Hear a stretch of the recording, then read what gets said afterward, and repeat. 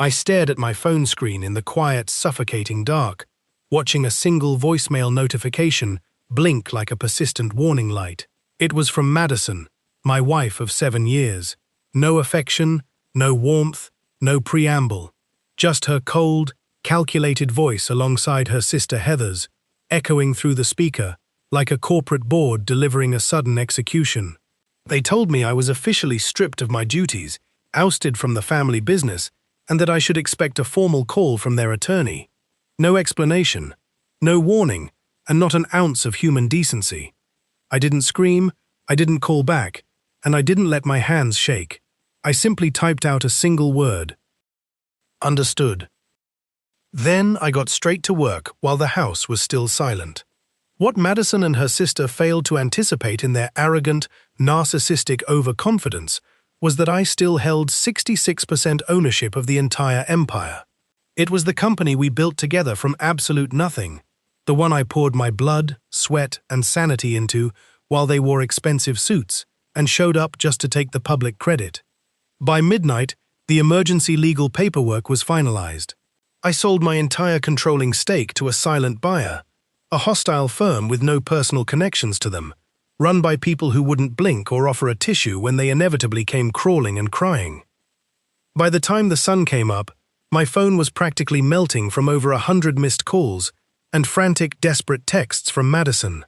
Her messages shifted wildly from anger to terror, pleading that the voicemail was just a silly scare tactic, and begging me to call her so we could fix things before the media caught wind. Their cozy little house of cards was coming down around their ears, but this betrayal had complex layers that started long before that midnight phone call. 3 weeks earlier, I remembered Madison laughing way too hard at a text message she hastily locked away and refused to show me, calling me paranoid, needy, and pathetic when I dared to ask about it.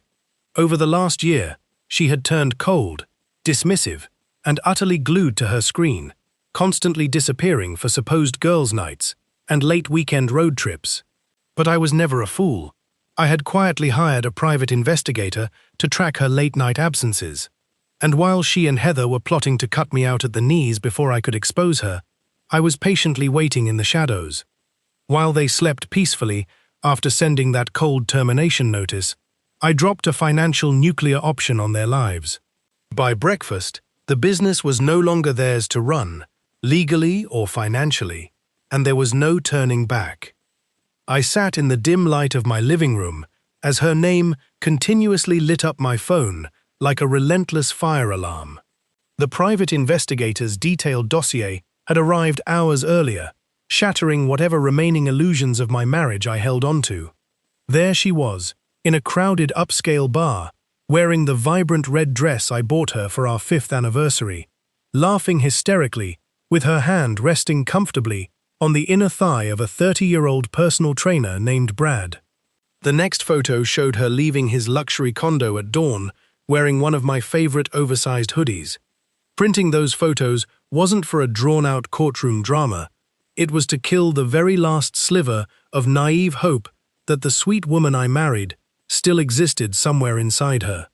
I remembered when we first started out completely broke, renting a tiny studio apartment with peeling paint, eating cold takeout on the floor, and celebrating our very first major client with a single bottle of cheap champagne.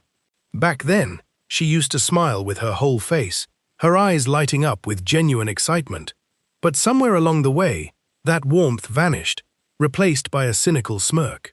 The morning after selling my shares, I sent a directive to our chief accountant to freeze access to every shared corporate asset, then agreed to meet Madison at a high-end downtown cafe. She arrived deliberately late, wearing thick white sunglasses to hide her tired, guilty eyes, acting as if this were just a minor miscommunication between business partners that could be swept under the rug.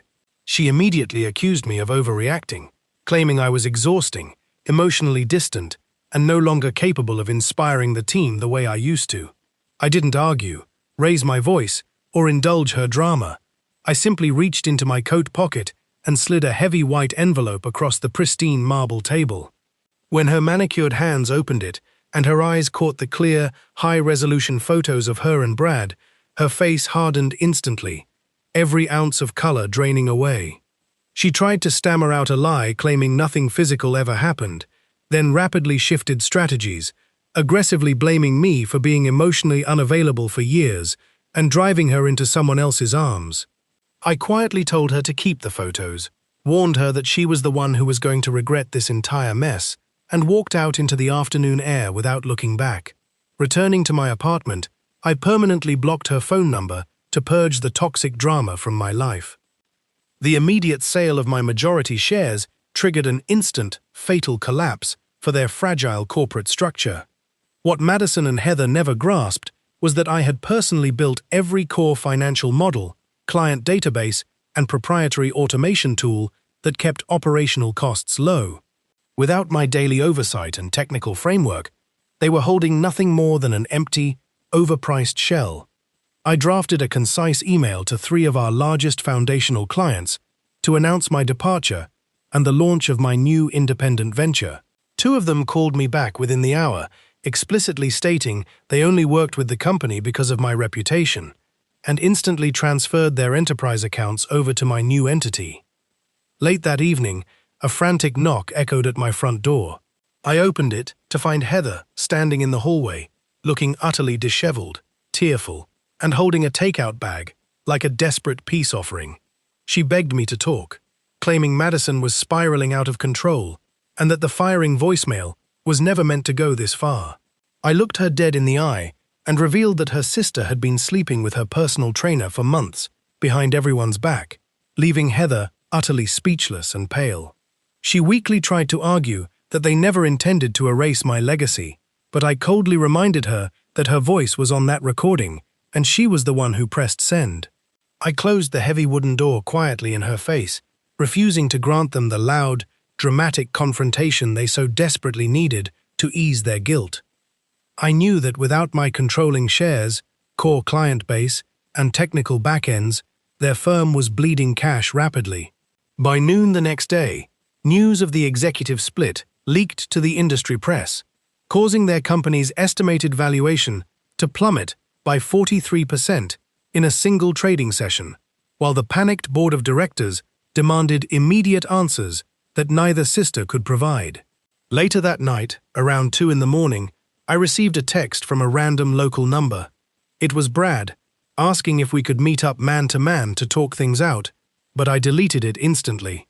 He was just another temporary pawn in Madison's endless games, an easily replaceable toy she would discard the second he became an inconvenient reminder of her own failure. The following weeks brought a strange, unfamiliar sense of quiet freedom that I hadn't felt in nearly a decade. I leased a modern, sunlit office space, setting up a streamlined operation and bringing over half a dozen brilliant former colleagues who were thrilled to escape the toxic atmosphere Madison and Heather had created. Madison eventually sent a long, manipulative email trying to weaponize our past memories, claiming that if I ever truly loved her or cared about the promises we made at the altar, I would step in, intervene, and stop the public collapse of the company. I archived the message without typing a single character in response. Even through the real sharp pain of grieving the loss of the woman I thought I knew, I chose to let go completely.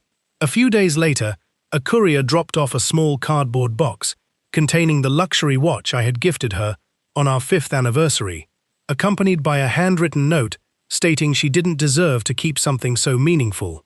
Holding that watch in my hand and feeling absolutely nothing, no anger, no sadness, no nostalgia, was the ultimate proof that my heart had finally severed the tie.